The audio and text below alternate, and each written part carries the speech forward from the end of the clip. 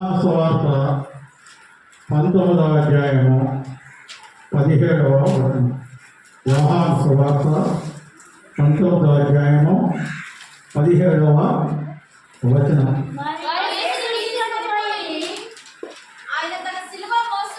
ఆయన తన సిలువను మోసుకొని కపాల స్థలమున చోటికి వెళ్ళాను. సరిపోదు. అది ఈ దినము వాక్యం. ఆయన తన సిలువను మోసుకొని కపాల స్థానం చోటుకు వెళ్ళాలన్నది ఈ దినం వాక్యం. దానికి టాపిక్గా మోసిన సిలువ, సహించిన సిలువ, విజయము పొందిన సిలువ. మన టాపిక్ మోసిన సిలువ, సహించిన సిలువ, విజయము పొందిన సిలువ అని 3 భాగములుగా ఈ మూలవాక్యాలను విభజించి మనం ఈ గుడ్ ఫ్రైడే సందర్భంగా మనం ఇప్పుడు మాట్లాడుకున్నాం. అయితే ప్రియ సహోదరులారా, యేసుక్రీస్తు ప్రశస్త నామములో మీ అందరికీ ముందుగా శుక్రవారం శుభాకాంక్షలు మీ అందరికీ తెలియపరుచుకుంటాం. అయితే ఆయన తన సిలువను మోసుకొని కపాల స్థానం చోటకు వెళ్ళాను అన్నది మన మూలవాక్యం. అయితే దీని గురించి మన వాక్యాలకు వెళ్ళే ముందు ఈ కపాల స్థానం అంటే అర్థం ఏంటి? గుడ్ ఫ్రైడే అనే ఎందుకు గుడ్ ఫ్రైడే అని పిలవలసి వచ్చింది దినం. అదేవిధంగా యేసుక్రీస్తు సిలువ ఏ విధంగా సిలువ వేసి ఉన్నారు, ఏ విధంగా ఆయన్ని సమాధి చేసి ఉన్నారు. అయితే యేసుక్రీస్తు సిలువలో ఉన్నప్పుడు ఆయన వ్యక్తిగతంగా ఆయన ఎత్తు, బరువు, ఆయన సిలువలో పడిన శ్రమలు అన్నింటి గురించి ముందుగా క్లుప్తంగా మాట్లాడుకొని తదుపరి వాక్యంలోకి వెళ్దాం. అయితే ఇక్కడ కపాల స్థలము అన్నది హెబ్రీ భాషలో మనకి వాక్యంలోనే ఉంది. గొల్గొతా అని పేరు. కపాల స్థలమునకు హెబ్రీ భాషలో గొల్గొతా అని పేరు. అయితే యేసుక్రీస్తు సిలువ వేసిన దినము ప్రపంచ చరిత్రలోనే ప్రాముఖ్యమైన దినం. యేసుక్రీస్తును సిలువ వేసినది ప్రపంచ చరిత్రలోనే అతి ప్రాముఖ్యమైన దినం. అయితే మన సంవత్సరమునకు 52 వారములు, 52 ఆదివారం అన్నప్పుడు 52 శుక్రవారములు కూడా మనకి ప్రతిదీ 52. ఆ విధంగా ప్రతి శుక్రవారంలో ఈ సంవత్సరంలో ఉన్న 52 శుక్రవారాల్లో ఈ శుక్రవారము ప్రత్యేకంగా శుభ శుక్రవారము లేదా మంచి శుక్రవారము, గుడ్ ఫ్రైడే అని మనం దీన్ని పిలుస్తుంటాం. ఈ శుక్రవారం దేవుని గొప్ప త్యాగ దినం, గొప్ప ప్రేమను, గొప్ప కృపను బయలుపరుచున్న దినం. కనుక ఈ గొప్ప శుక్రవారంగా ఇది ఉన్నది. ఇంగ్లీష్లో దీన్ని శుక్రవారం గుడ్ ఫ్రైడే అని మనం పిలుస్తున్నాం. ఎందుకు ఈ గుడ్ ఫ్రైడే అంటే మంచి శుక్రవారం అని ఎందుకు మనం ఈ దినం గుడ్ ఫ్రైడే అనవలసి వచ్చింది? ఎందుకనగా దాని ఒక మనుషులు అందరి కొరకు ఒకడు మరణించడం మంచిదని, మనుషులందరి కొరకు ఒకడు మరణించడం మంచిదని ఆనాడు జీవించిన యాజకుడు సలహా ఇచ్చాడు. ఆనాడు జీవించిన యాజకుడు మనుషులందరి కొరకు ఒకడు మరణించడం మంచిదని ఆ రోజు సలహా ఇచ్చడం వలన కనుక ఆ విధంగాను గుడ్ ఫ్రైడే అని, మరియు యేసుక్రీస్తు మరణం ద్వారా లోకమంతటికి మేలు సంభవించను. యేసుక్రీస్తు మరణం వలన లోకమంతటికి మేలు సంభవించినందువలన మరియు పాప క్షమాపణకు రక్షణ కలిగిన కనుక, అదేవిధంగా సాతాను వశము నుండి విడుదల కలిగను. కాబట్టి ఈ విధంగా ఉండటం వలన మన దీన్ని మంచి శుక్రవారంగా గుడ్ ఫ్రైడేగా మనం ఎంచుకుంటాం. ఈ హెబ్రీ భాషలో మనకి కపాల స్థలము గొలగాతన ఉంది. మనకి ఈ గుడ్ ఫ్రైడే శుక్రవారం ఇంగ్లీష్లో గుడ్ ఫ్రైడే అంటాం. మలయాళ భాషలో ఈ శుక్రవారం దుఃఖ శుక్రవారం అని చెప్తారు. మలయాళ భాషలో ఈ శుక్రవారం దుఃఖ శుక్రవారం, మనం గుడ్ ఫ్రైడే అని అంటున్నాం. మలయాళ భాషలో దుఃఖ శుక్రవారం అని పిలుస్తారు.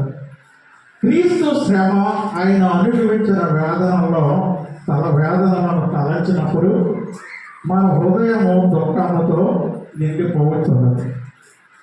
అయితే ఈ దుఃఖంతో నిండిపోతున్న దుఃఖ దినముల గురించి కూడా ఏమిటి అనేది కూడా మనం ఈ ఉపోద్ఘాతంలో చూస్తాం. అయితే పాత నిబంధన కాలంలో మనం చూస్తే, పాత నిబంధన కాలంలో యేసోపు తండ్రి మరణించినప్పుడు, యేసోపు తండ్రి యాకోబు మరణించినప్పుడు ఐగుప్తీయులు 70 దినములు దుఃఖ దినములుగా పాటించారు. యేసోపు తండ్రి మరణించినప్పుడు 70 దినములు 70 రోజులు దుఃఖ దినములుగా పాటించినట్టుగా ఆదికాండం 50 అధ్యాయం 3వ వచనంలో మనం చూస్తాం.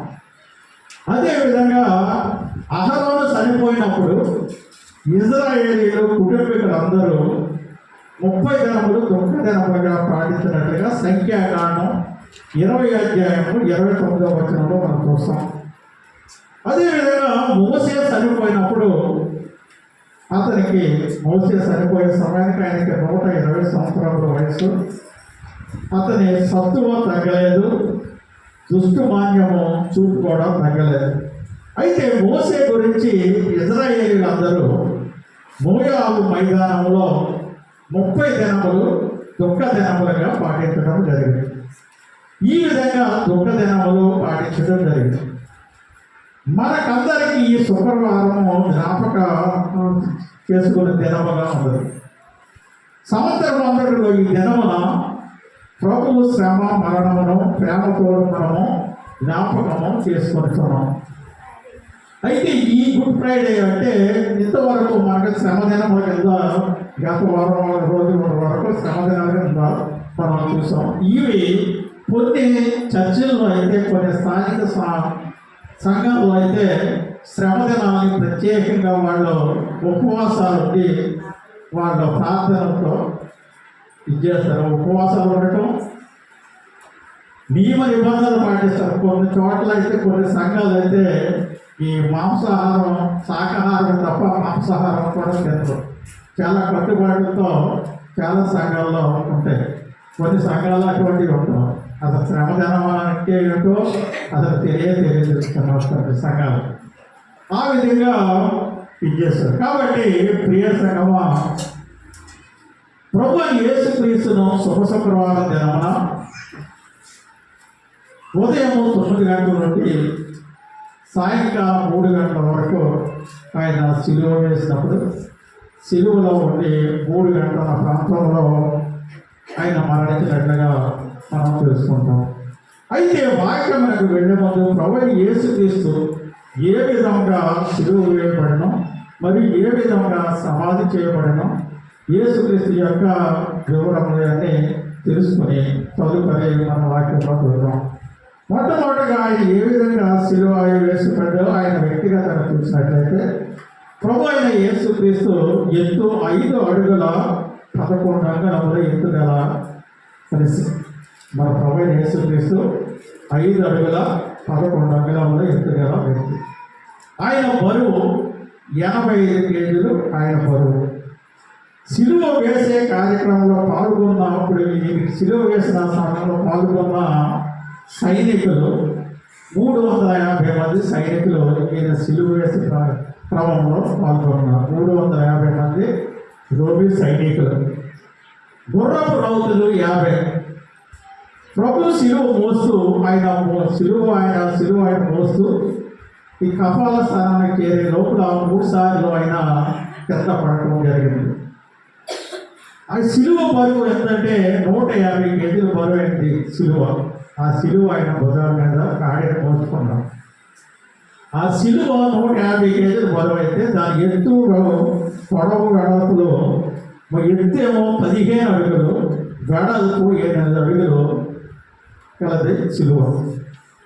అయితే ప్రభు కాళ్ళకు చేతులకు దించిన మేకుల మందం, ప్రభు కాళ్ళకు చేతులకు దించిన మేకుల మందం 3-4 ఇంచెస్ 3/4 మందం, పొడవు 8 ఇంచులు.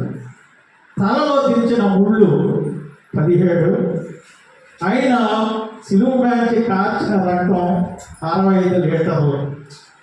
వీపు పైన తగిలిన గాయములు 150. మొత్తం శరీరం మీద గాయములు 5480. ఇది సిలువలో ఆయన ఆ విధంగా ఉంది. ఆ సిలువ వేసిన తదుపరి సిలువ పైన INRI అంటే 8 అని రాసి ఆయనకి సిలువ వేయడం జరిగింది. అంటే దాని అర్థం ఏమిటంటే INRI అంటే నజరేతు వాడైన యేసు యూదుల రాజు అని. ఆ విధంగా ఆయన తీసుకొని సిలువను వేసి ఉన్నారు. ఆ సిలువ వేసిన సమయంలో ఉదయం 9 గంటల నుంచి 3 గంటల వరకు సిలువలో బాధపడి ఆ సిలువలో 3 గంటలకి పెద్ద కేక వేసి ఆయన మరణించడం జరిగింది. అయితే ఆ సమయంలో ప్రపంచం అంతటా చీకటి కమ్మటం, పునాదులు కదలటం, సూర్యుడు అస్తమించడం, దేవాలయపు గర్భం మధ్యగా చిరిగిపోవడం కూడా జరిగింది. ఆ విధంగా ఆయనకి సిలువ వేయడం. సిలువ అనంతరం అంటే ఆయన మరణించిన అనంతరం కొత్త సమాధిలో ఆయన్ని సమాధి చేయడం జరిగింది. కొత్త సమాధిలో అంటే ఇదివరలో ఎప్పుడు ఆ సమాధిలో తొలిసిన సమాధులు ఏ ఒక్కరు సమాధి చేయబడని కొత్త సమాధిలో ఆయన సమాధి చేసి ఉండలేదు. కాబట్టి కొత్త సమాధులు సమాధి చేయడం జరిగింది. ఎందుకు క్రీస్తు తన ప్రాణం ఇచ్చినని మనం ధ్యానించుతున్నాము. అయితే జ్ఞాపకం చేసుకోవడంలో ఆగిపోకూడదు. ఆయన మనం ఆ విధంగా జ్ఞాపకం చేసుకుంటూ ఆగిపోకుండా కలువరి సిలువ శ్రమల ద్వారా క్రీస్తు సంపాదించిన ప్రతి ఆశీర్వాదము మనం పొందుకోవాలి. సిలువ శ్రమ ఆశీర్వాదములు 3 విభాగములుగా నేడు విభజించి మనం ధ్యానించుకోవచ్చున్నాం. 3 విభాగములుగా అంటే ఈ సిలువది 3 విభాగం. అంటే మోసిన సిలువ, సహించిన సిలువ, విజయం పొందిన సిలువ కింద 3 భాగములుగా మనం విభజించి మనం చేస్తాం. మొట్టమొదటిగా క్రీస్తు సిలువ వేయటం ద్వారా కలుగు ఆశీర్వాదములు, అంటే మోసిన సిలువ ద్వారా కలుగు ఆశీర్వాదములు. రెండవదిగా సిలువను సహించడం ద్వారా కలుగు ఆశీర్వాదములు. మూడవదిగా సిలువపై పొందిన విజయం ద్వారా మనకు కలుగు ఆశీర్వాదములను మనం 3 భాగములుగా విభజించి ఇప్పుడు మనం చెప్పుకుందాం. ఇప్పుడు వాక్యం ఇంతవరకు మనం మోసిన సిలువ, సహించిన సిలువ, విజయం పొందిన సిలువ గురించి ఉపయోగాలు ఉన్నాం. ఇప్పుడు వాక్యంలోకి వెళ్దాం. వాక్యంలోకి వెళ్ళినప్పుడు మొదటిగా మోసిన సిలువ.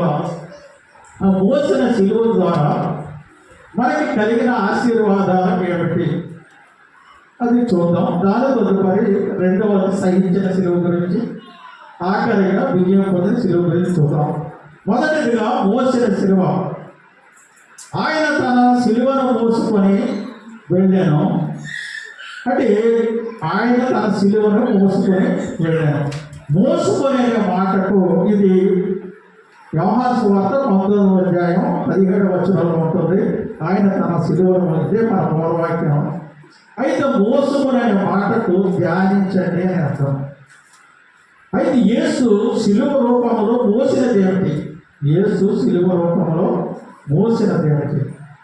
పొడవైన బరువైన మ్రావణ వద్దున, లేక తనకు విధించబడిన మరణ శిక్షను అమలుపరచుటకు రోగిలు చేసిన పనిముట్ట, లేదా వాస్తవమైన సిలువలో మోసినది ఏమిటి? ఒక భక్తుడు అంటాడు, యేసుక్రీస్తు యొక్క 5 గాయములను కన్నీటితో ధ్యానించుతుండగా ఒక భక్తుడు ఈయన సిలువ ధ్యానంగా ఈయన శరీరంతో గాయాలు పడి 5 గాయాలతో బాధపడి ఈయన విజయించుండగా దాన్ని ఒక పాట కింద ఒక భక్తుడు రాస్తూ ఆ పాట పాడుతూ ఉండగా ఆయనకి ప్రభువు దర్శనమే, కుమారుడా, నాకు 5 గాయాలు మాత్రమో కాదు, నువ్వు ఎరుగని మరొక గాయం కలదని ఆ భక్తుడితో ప్రభు యేసు చెప్పడం జరిగింది. యేసు ఆ ఐదు గాయముల యొక్క మరో గాయం ఏమిటంటే, యేసు తన అంగీని కొంచెం పై తప్పించి తన భుజమును చూపించినప్పుడు ఆయన భుజము చితికి ఉండేను, గాయపరచబడి ఉండేను.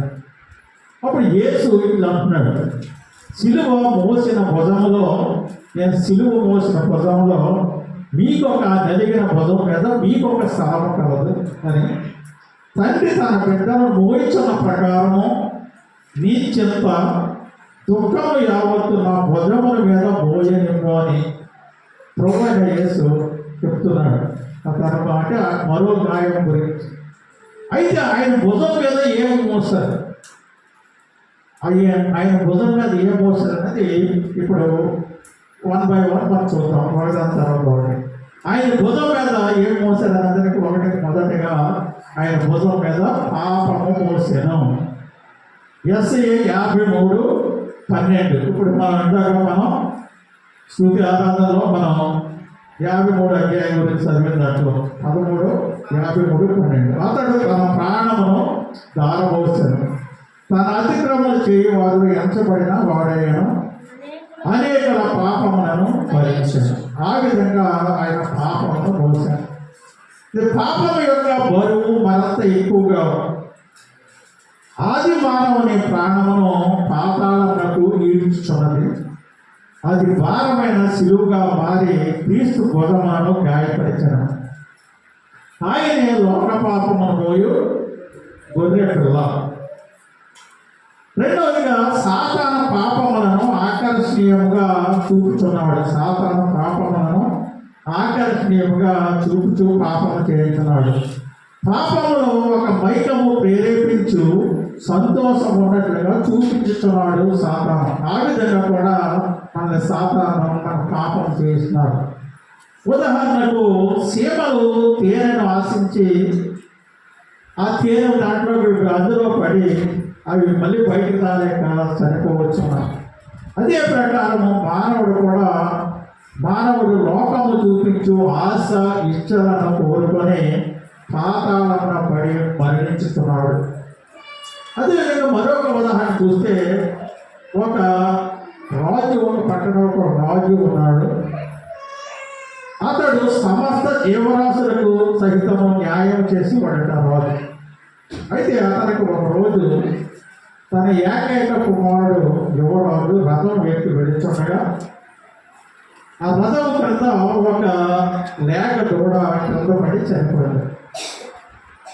ఆ లేక దూడ చనిపోవడం ద్వారా ఆ దూడ తల్లి ఆవు ఈ రాజు దగ్గరకు వచ్చి, నాకు న్యాయం చేయి, ఈ విధంగా జరిగినది, యువరాజు ఈ విధంగా రథం తోలుకుంటూ వస్తూ ఉండగా మన లేక దూడ నా బిడ్డ చనిపోయినది. వెంటనే అప్పుడు ఆ రాజు ఏమి మాట్లాడకుండా రథంలో తీసుకొని అతను స్వయంగా వెళ్ళి తన ఏకైక కుమారుడిని ఆ రథం పెద్ద తొక్కించాడు. అతను కూడా చనిపోయాడు. ఆ లేక దూడ రక్తమడుగులో పడి ఉన్న ప్రకారము ఈ రాజు యొక్క కుమారుడు యువరాజు కూడా రక్తమడుగులో పడి ఉండేది. అదొక ఉదాహరణ. పూర్వం లెక్కలో అయితే, గతంలో అయితే కంటికి పన్ను, పంటికి పన్ను, ప్రాణమునకు ప్రాణం అనేది పూర్వకాలంలో ఉండే ప్రమాదం. ఎవరైనా అప్పుడు మనకు కొడితే వాడికి తిరిగి కొట్టాలి, అక్కడ తప్పితే ఆడ చనిపోయినాయి. అప్పుడు పూర్వమే, ఇప్పుడు కాలం ఉంది. అయితే కల్వరి సిలువలో మన కొరకు జీవించిన యేసు మనం అనిపించవలసిన శిక్షను తన భుజం మీద వేసుకున్నాం. మన అతిక్రమ క్రియలను బట్టి ఆయన గాయపరచబడిన, అదేవిధంగా మన దోషములను బట్టి ఆయన నరగొట్టబడిన, ఆయన పొందిన దెబ్బల చేత మనకు స్వస్థత కలుగుతున్నది. పాపము భారము మిమ్మల్ని ఒత్తిడి చేయుచున్నదా, మనసాక్షి బాధించుచున్నదా, పదే పదే లేదా లేచి పడుచున్నారా? నేడు ఆ పాపపు భారం నుండి కల్వరి రాజుల మీద ఉంచి ఆయన అనుగ్రహించు పాప క్షమాపణ పొందుకున్నాడు. ఇది మొదటిదిగా పాపము చేశాను మోసిన సిలువలో. ఆ మోసిన శిలువలో రెండవది ఏంటంటే దోషములను అంటే అతిక్రమములను మోసాను. యేసయ్య 53:11 వచనం. అతడు తనకు కలిగిన వేదనను చూసి తృప్తి పొందాను. నీతిమంతుడైన నా సేవకుడు జనుల దోషమును భరించను. అదేవిధంగా కీర్తనలు 38:4 వచనం చూస్తే నా దోషములను నా తల మీదుగా పొంగిపోయినవి, నేను మోయలేని బరువు వలె అవి నా మీద మోపబడి ఉన్నవి. ఉదాహరణకు దావీదు బత్షెబా యొక్క పాపము చేసినప్పుడు అది దేవుని దృష్టిలో పెద్ద నేరముగా కనబడింది. శత్రువులు దేవుని దూషించుటకు హేతువు కలిగించారు. ఆ అక్రమ సంబంధం ద్వారా పుట్టిన శిశువు ఆ దోషం మోయుచు జబ్బు పడి ఆవేదన చెందారు. ఈ బత్షెబా అయినా పాపం చేసిన వల్ల దావీదు కాక ఒక శిశువు పుట్టాడు. ఆ శిశువుకి జబ్బు కలిగింది. తన దోషమును తన బిడ్డ మోయటకు చూసిన దావీదు అతడు 7 దినములు ఉపవాసం నుండి ప్రార్థించడం జరిగింది. దావీదు ఆ బిడ్డ గురించి అయితే ఆ దోషము మోయలేనంత భారముగా ఉండేది కనుక తుదకు ఆ శిశువు మరణించాడు. కాబట్టి దేవుడు మనందరి దోషమును అతని మీద మోపాడని యెషయా 53:6 వచనం అవుతుంది. మన అతిక్రమ క్రియలను బట్టి అతడు గాయపరచబడినని యెషయా 53:5 వచనం 53:5 వచనంలో. అలాగా అతడు మరణమైనప్పుడు భక్తిహీనులతో అతనికి సమాధి నియమింపబడినని యెషయా 53:9 వచనంలో ఉంటుంది. అయితే పాత నిబంధనలో అతిక్రమములను మోయుటకు ఒక మనుష్యుడు తన కొరకు ఒక గొర్రెను ఎన్నుకొని దానిని బలిపీఠపు కొమ్ములలో కట్టి దాని మీద తన చేతులను ఉంచి దోషములను ఒప్పుకునేవాడు పాత నిబంధనలో. ఇప్పుడు కాదు, బలిలో అప్పుడు అర్పించినప్పుడు చివరికి ఆ గొర్రె అతని దోషముల కొరకు బలిగా అర్పించబడను. ఇలాగే యేసుక్రీస్తు తను తాను అపరాధ పరిహార బలిగా అప్పగించుకొని ఆయన లోక పాపములను మోలి దేవుని గొర్రెపిల్ల ఆయనని యెషయా 53:10 చూస్తాం. ఆ విధంగా యేసు దోషములను అతిక్రమములను మోసాడు. మూడవదిగా మోసిన శిలువలో మూడవదిగా రోగములను భరించను. ఆయనే మన బలహీనతలను వహించుకొని మన రోగములను భరించదని మత్తయి సువార్త 8:17 వచనంలో ఉంటుంది. అదేవిధంగా యెషయా 53:5 వచనంలో చూస్తే మన రోగములను భరించుటకు తన శరీరమంతయు కొరడా దెబ్బలకు అప్పగించెను, శరీరమంతయు గాయములుగా మారెను, ఆయన పొందిన గాయముల చేత మనకు స్వస్థత కలుగుతున్నది. అదే 1 పేతురు 2:24 వచనం చూస్తే ఆయన పొందిన గాయముల చేత మీరు స్వస్థత పొందిరి. యేసుక్రీస్తు తన శరీరమంతయు దెబ్బలు తిని సమస్త వ్యాధిని రోగము బలహీనతను స్వస్థపరచుటకు ఆయన ఇష్టపడారు. ప్రస్తుత ప్రపంచమందు 39 భయంకరమైన వ్యాధులు ఉన్నట్లుగా కనిపెట్టారు. ప్రపంచం మొత్తం మీద 39 భయంకరమైన వ్యాధులు ఉన్నట్లుగా. అందు నిమిత్తమే 39 సార్లు కొరడా దెబ్బలు కొట్టబడిన ప్రపంచంలో 39 భయంకరమైన వ్యాధులు ఉన్నట్టుగా యేసుక్రీస్తు వారికి కూడా 39 కొరడా దెబ్బలకి ఆయన కొట్టడం జరిగింది. ఎటువంటి వ్యాధిగ్రస్తులనైనానో ఆయన యువతకు వచ్చి విడుదల స్వస్థత పొందగలరు. ఇది పాప మోసిన దాంట్లో మూడవదిగా రోగములను భరించాను. నాలుగవదిగా దుఃఖములను భరించాను. యెషయా 53:4 వచనం చూస్తే నిశ్చయముగా అతడు మన రోగములను భరించాను, అంటే మన వ్యసనములను దుఃఖములను వహించాను అని. అయితే ఉదాహరణ ప్రపంచము గుండ్రని రూపము కాదు అని దుఃఖ రూపం అని ఒక కవి పాట పాడటం జరిగింది. ప్రపంచం అంత గుండ్రంగా ఉంటుందని మనం అనుకుంటాం, కానీ ఆయన గుండ్రంగా కాదు కానీ దుఃఖ రూపం అనే ఒక పాటగా చేస్తుంది. అయితే దుఃఖము కన్నీరు భరించలేని ఆవేదనతో ఈ లోకము నిండి ఉన్నది. దుఃఖము, కన్నీరు, భరించలేని ఆవేదనతో. అదేవిధంగా ఇంకో ఉదాహరణ చూసినట్లయితే, ఒక పెద్ద అధికారి తన యవన కుమారుని కారు ప్రమాదంలో కోల్పోయాడు. ఆయన కోల్పోయిన తర్వాత దుఃఖములో భరించలేక ఉండెను. తనలో తానే అడిచివేసుకొని ఉండినందున కొన్ని దినములకు తానే గుండెపోటుకు లోనే మరణించడం జరిగింది.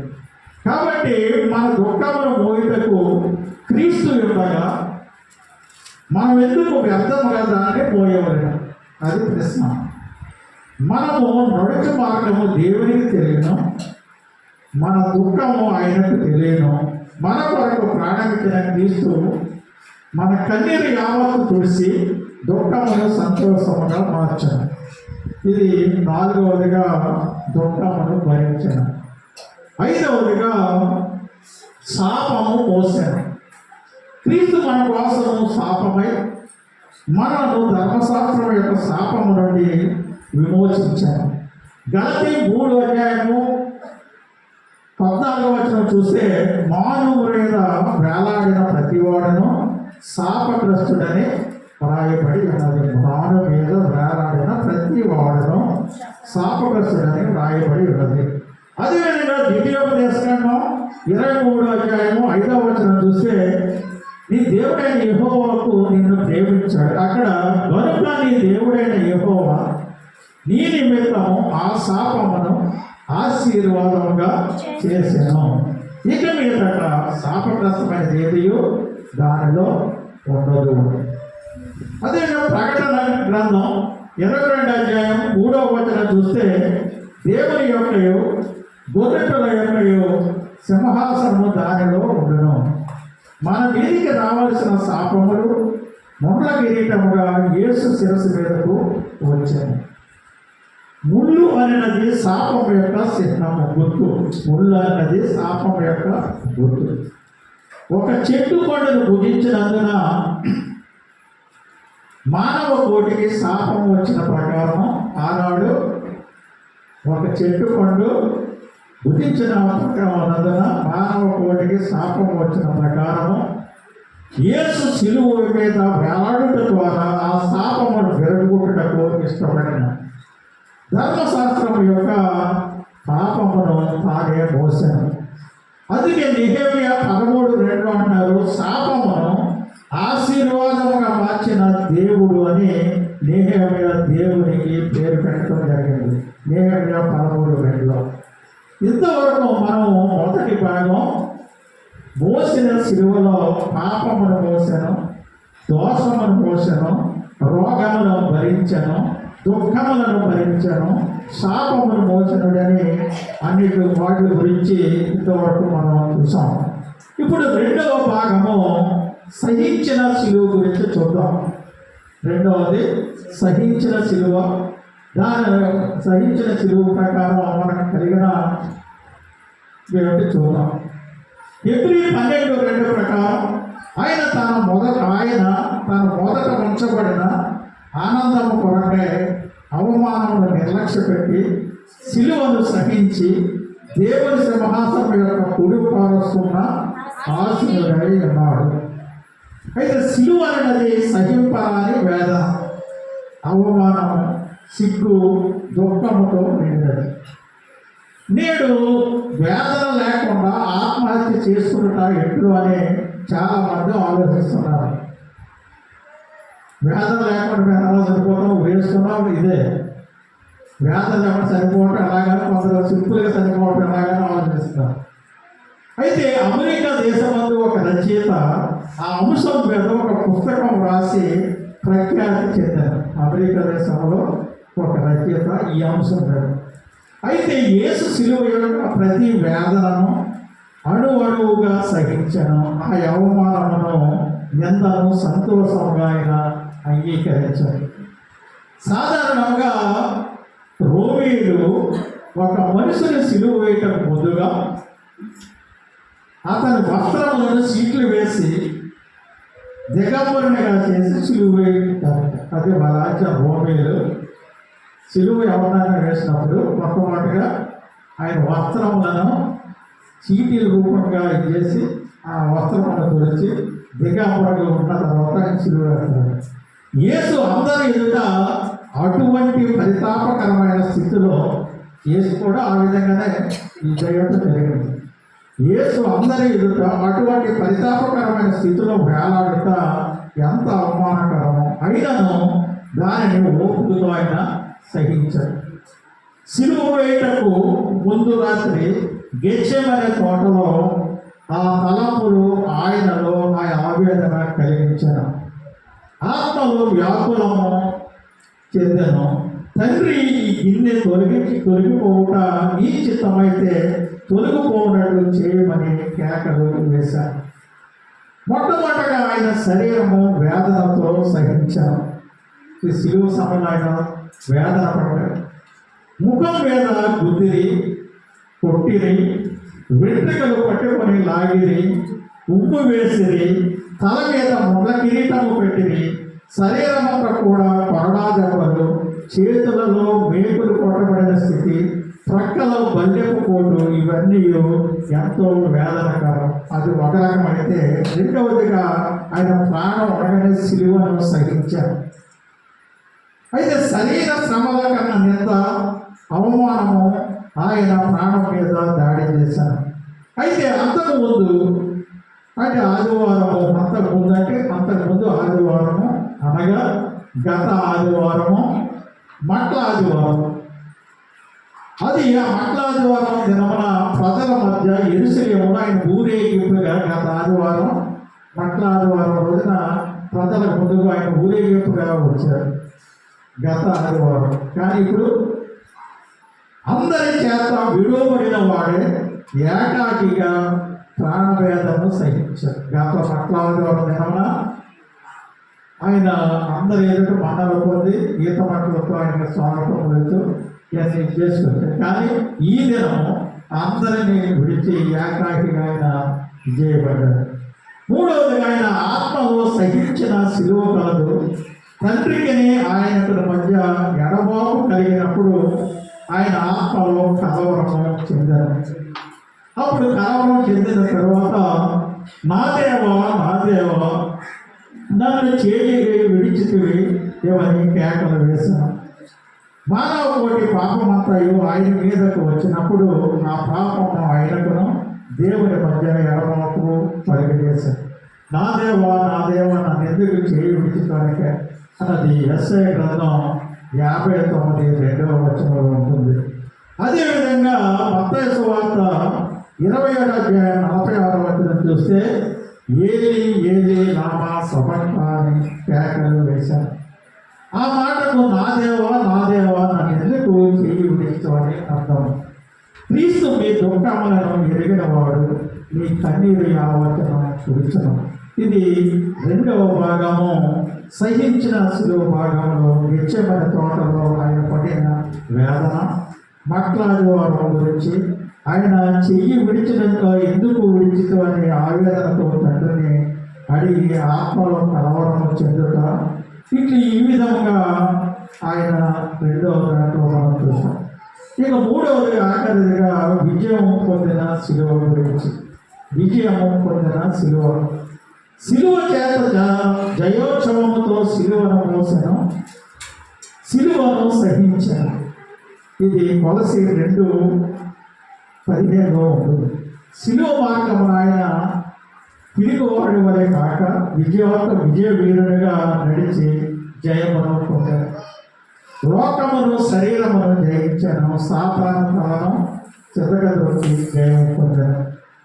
ఎబ్రీ 2:14-15 చూస్తే కాబట్టి ఆ పిల్లలు రక్త మాంసము గలవారైనందున ఆ ప్రకారమే మరణము యొక్క బలము గలవారని, అనగా అపవాదిని మరణము ద్వారా నశింప చేయుటకును జీవితకాలమంతయు మరణ భయం చేత ధ్యానమునకు లోబడిన వారిని విడిపించుటకును ఆయన కూడా రక్త మాంసము పాలువాడాడు. అదేవిధంగా క్రీస్తు ఆ మరణము జయించడం ద్వారా ప్రకటన 1:18 చూస్తే మరణము యొక్క పాతాళ లోకము యొక్క తాళపు చెవులు గలవాడే ఆయన ఉన్నారు.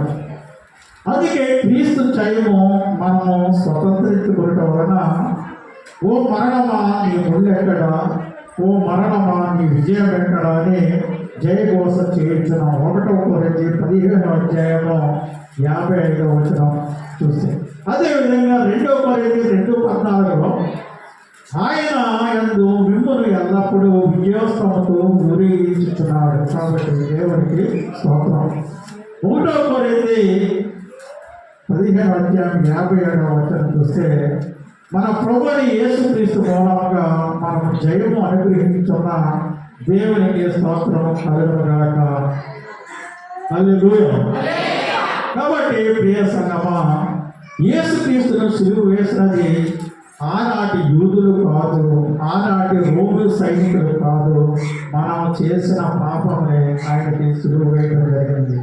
మన కొరకు సిలువ వేయబడిన యేసును పదే గాయపరచడం, ఆయన ఎడల మిక్కిలి ప్రేమ గల భాగమై స్తుతించుకొని ఉండటయు, సాక్షాత్తుగా జీవించటయు మన కర్తవ్యమై ఉన్నది.